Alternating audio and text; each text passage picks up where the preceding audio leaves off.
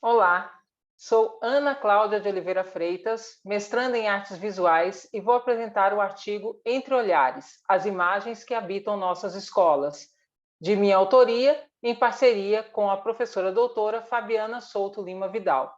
Esse estudo é parte da pesquisa Entre Conversas e Visualidades, as práticas em artes visuais na educação infantil em instituições públicas da cidade de Guanambi, Bahia, e vem sendo desenvolvida no PPGAV, UFPB, UFPE.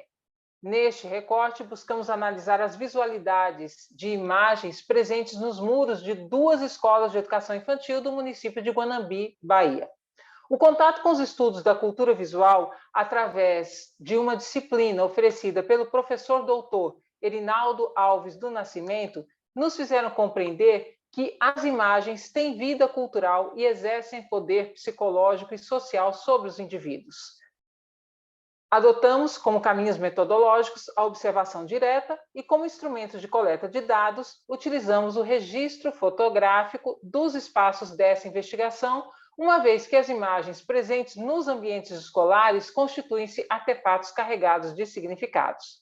Na composição deste estudo, olhamos atentamente para as relações historicamente construídas entre as imagens e a educação e identificamos que em 1658 Comênios publica o primeiro livro escolar em que as imagens desempenham um papel fundamental na aquisição do saber. Na obra Orbis Sensualium Pictus, Comênios recomenda que, para a aquisição da linguagem, haja a associação do nome do objeto à sua forma real, e na impossibilidade da presença deste, sua imagem deveria ser apresentada às crianças, o que nos faz entender que a imagem possui um potencial educativo próprio. Entretanto, Zamboni aponta que o ver não diz respeito somente à questão física de um objeto ser focalizado pelo olho. O ver, em sentido mais amplo, requer um grau de profundidade muito maior, porque o indivíduo tem, antes de tudo, de perceber o objeto em suas relações com o sistema que lhe dá significado. Dessa forma, entendemos que as imagens são portadoras de significados e, portanto, nos formam e educam. E Cunha, em 2005, ainda nos diz que, na escola infantil, as imagens ainda assumem a função de criar um ambiente agradável para a criança, imprimindo uma visão de felicidade, saúde, higiene e companheirismo. Entendemos que estamos rodeados de imagens e, independente das intenções dos produtores e expositores ou da nossa própria atenção, estamos expostos aos seus significados. E foram esses ensinamentos que nos conduziram a esta investigação. É importante dizer que não estamos buscando acertos ou erros, mas apenas e tão somente a compreensão da potencialidade da imagem no ambiente escolar. Fomos, então, ao Centro de Treinamento Pedagógico de Guanambi, onde, em conversa com as coordenadoras pedagógicas da educação infantil, atualizamos dados e lembramos que esta pesquisa foi realizada em 2021 e nossas escolas ainda estavam em atividade remota. Em seguida, nos dirigimos a duas escolas escolhidas de forma aleatória, solicitamos às gestoras, após a explanação das nossas intenções de pesquisa, autorização para capturar as imagens e, assim, fotografamos as partes comunitárias internas e externas das escolas. Também não solicitamos nenhuma informação quanto à intencionalidade ou expectativas em relação às imagens, pois, como aponta Nascimento, Coelho e Souza, o discurso pedagógico disperso em imagens não depende das intenções dos produtores para serem interpretados. Desconhecer as intenções dos produtores das imagens não impede o processo interpretativo dos receptores. É possível e viável interpretar imagens desconhecendo quem as produziu e suas intenções. Percorremos, então, os espaços escolares sem nenhum julgamento seletivo. Registramos todas as imagens encontradas a partir da câmera do celular. E assim, lançamos o nosso olhar às imagens coletadas e estabelecemos como recorte de análise apenas as imagens contidas nos muros de ambas as escolas, por entendê-las como um cartão de visitas que comunica aos transeuntes o que se pensa, se elabora e se vivencia no interior dos muros. E vamos às análises. Quanto aos aspectos formais, as imagens apresentam boa qualidade visual, são pinturas murais, foram realizadas pelo mesmo artista local, Léo Moraes, e as imagens dos muros da Escola 1 apresentam desgaste das cores nitidamente ocorrido pelo tempo de exposição ao sol. As imagens têm traçado preciso, é possível perceber movimento e as cores são chapadas. Aqui nós temos um detalhe do muro da Escola 1 e da Escola 2, e podemos perceber que as borboletas e os cogumelos eles são enormes em relação às árvores. Portanto, possuem proporções que seguem uma poética própria, talvez se aproximando da perspectiva elaborada pelas crianças pequenas. As borboletas que nos apresentam esse voo, talvez esse voo nos traga uma sensação de liberdade, proporcionada pelo conhecimento adquirido nas escolas, talvez.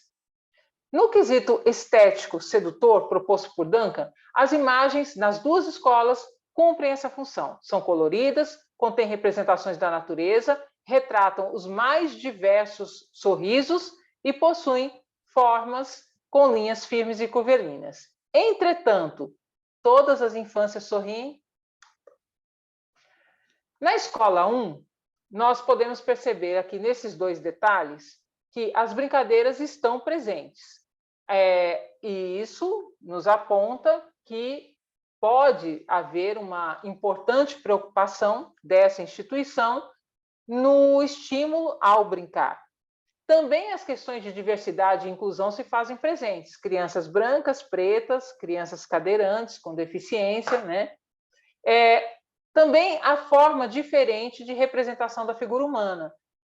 Na figura de cima, a gente percebe os membros em palito, e na figura de baixo, a gente já percebe uma outra estruturação, até com composição de dedos e tudo mais.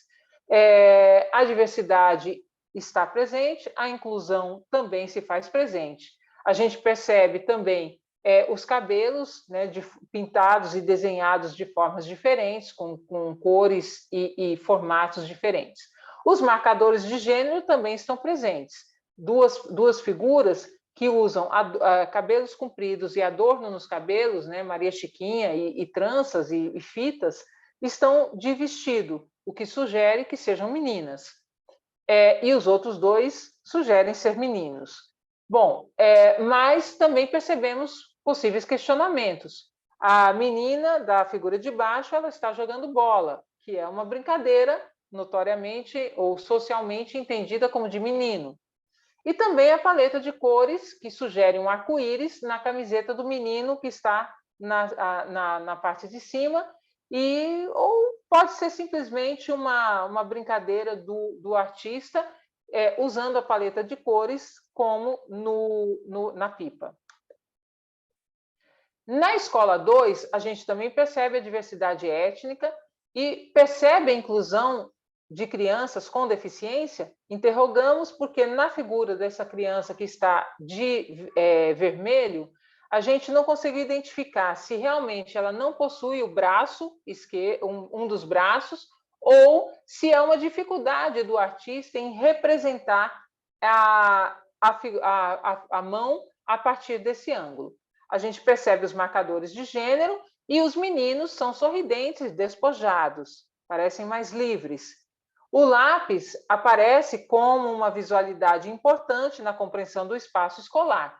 Se antes era o brinquedo, aqui a gente percebe o lápis como uma grandeza afetiva, como dizia Meredier. Ainda na Escola 2, a gente percebe essa outra personagem, que é percebida como uma personagem feminina pela sua vestimenta, ela usa saia, o adorno no cabelo, né? É uma menina, está mais contida, você vê que até o sorriso não é tão aberto quanto dos meninos, e ela carrega uma mochila, o que nos sugere que ela tem também os instrumentos para trabalhar com a escrita. Ainda na Escola 2, essa menina, ela tem, a gente supõe ser menina, porque ela tem a Maria Chiquinha nos cabelos, e que ela seja pequena, pela forma como ela segura o lápis e também por essa língua fora da boca. E aí nós nos perguntamos, o desenho é apenas para crianças muito pequenas? Nessa imagem, a gente vai se deter aos aspectos das impressões que elas nos causam, né?